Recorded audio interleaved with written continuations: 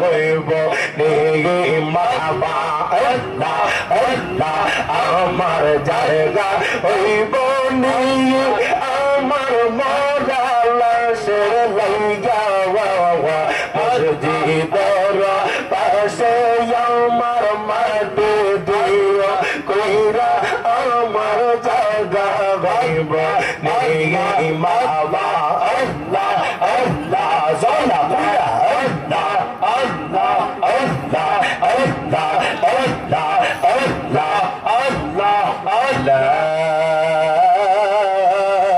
ilaha illallah, Muhammadur Rasulullah, sallallahu alayhi wa sallam.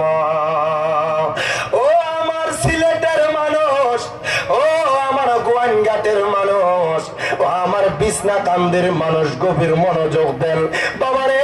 বাগায়া হাওরের মানুষ বাজান জীবনের কত জায়গায় কত সময় কাটাইলেন, একটা বার চিন্তা করেন বাবা, এই মাহফিলটা কারো কারো জন্য জীবনের শেষ মাহফিল।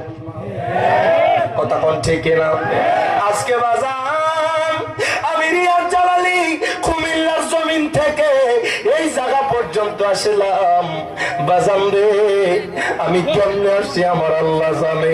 ইরে বাবা, রাস্তার মধ্যে কত ট্রাক অ্যাক্সিডেন্টে কত মানুষ মারা যায় বাজান, কত মানুষ বাস অ্যাক্সিডেন্টে মারা যায়, কত মানুষ ট্রেন অ্যাক্সিডেন্টে মারা যায়, কত মানুষ বাইক অ্যাক্সিডেন্টে মারা যায়।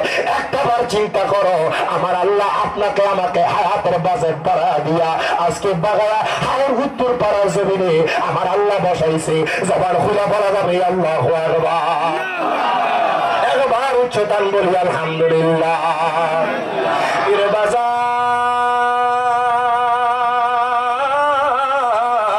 ইরে বাজান রে, আর ডাইনে বামে যাব না, আমি আমার মূল আলোচনার মধ্যে চলে যাচ্ছি। আমার আল্লাহ তাআলা কুরআনুল কারীমে ফুরকানুল হামিদে আমার আল্লাহ তাআলা ঘোষণা করে দেয়, ওয়া মাইয়ুতিল্লাহ ওয়া রাসূলহু ইউদখিলহু জান্নাতি তাজরি মিন তাহতিহাল আনহারু খালিদিনা ফিহা। প্রত্যেকে জবান খুলে দিয়ে হাত তুলে বলেন আল্লাহু আকবার। আল্লাহ কয় বান্দা, ও বান্দা, ও বান্দা শোনো শোনো, ও বাগায়ার বান্দা শোনো শোনো।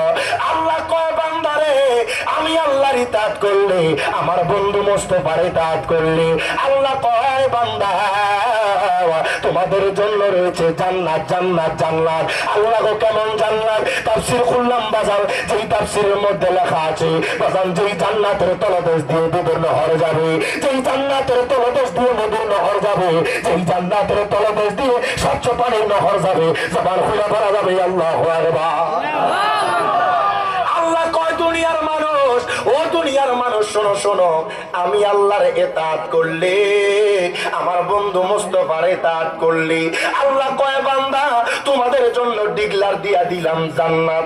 আমি জানতে চাই বাগায়ার কোন মানুষ যদি, এই তিস্তা কান্দির কোন মানুষ যদি, বাজানবাগ গোয়াইনঘাটের কোন মানুষ যদি, বাবা সিলেটের কোন মানুষ যদি ৯৫ বছর নামাজ পড়ে, নামাজ পড়তে পড়তে কপালের মধ্যে কালো দাগ ফলায়া দেয় বাজান রে, তার নামাজের অভাব নাই, রোজার অভাব নাই, হজের অভাব নাই, যাকাতের অভাব নাই, বাবারে এত এত আমল করলো, ওই মানুষটা আমার আল্লাহকে মাইনা আখিরাতকে মাইনা নামাজ পড়লো, বাবা আমার নবীকে বাদ দিয়া দিল, নামাজ কবুল হবে? জোরে জোরে।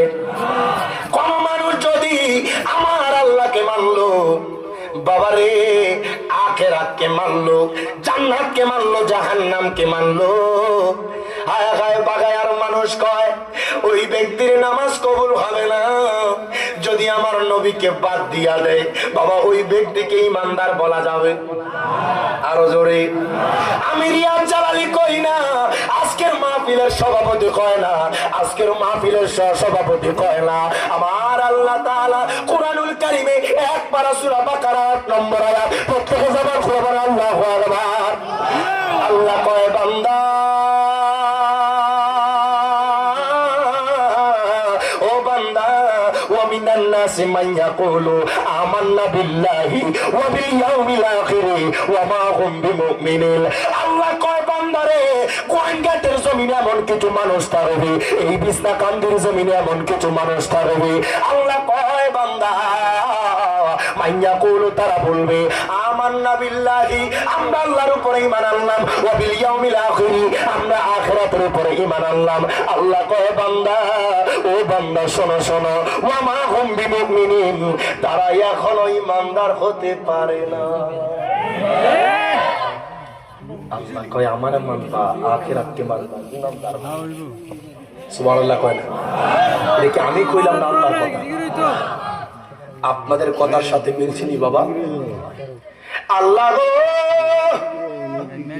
এই বাগায়া হাওরের মানুষ জানতে চায় আল্লাহ গো কার নামাজ কবুল হয়ে যাবে আল্লাহ কার রোজা কবুল হয়ে যাবে কার যাকাত কবুল হয়ে যাবে কার হজ দামি হয়ে যাবে কার সিজদা দামি হয়ে যাবে কার নফল ইবাদত দামি হয়ে যাবে কাকে ঈমানদার বলা যাবে আমার আল্লাহ কয় বান্দা ও বান্দা কোরআনুল কারীমের 26 পারা সূরা হুজরাতের 15 নম্বর আয়াত আল্লাহ কয় বান্দারে ও বান্দা শোনো শোনো কাদের নামাজ